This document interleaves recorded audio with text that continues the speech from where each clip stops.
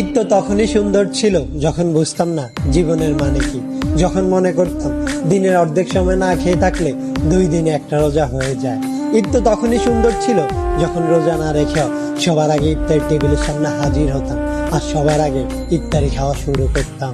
ঈদ তো তখনই সুন্দর ছিল যখন ঈদের নতুন জামা কাপড় কিনে দেওয়ার জন্য আব্বু আম্মুর কাছে কান্নাকাটি করতাম আর মনে করতাম কেউ ঈদের নতুন জামা কাপড় দেখে ফেললেই হয়তো ঈদ শেষ হয়ে যাবে।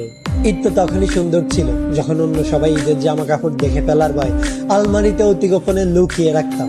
ঈদ তো তখনই সুন্দর ছিল যখন ঈদের দিন সবার পা ধরে সালাম দিতাম আর সালামের জন্য দাঁড়িয়ে থাকতাম। ঈদ তো তখনই সুন্দর ছিল যখন বড়দের দেখতাম তারা কত জায়গায় ঘুরতে যায়, তাদের কত টাকা, আর ভাবতাম কবে জানি বড় হব আর তাদের মতো করে এত সুন্দর করে ঈদ পালন করব।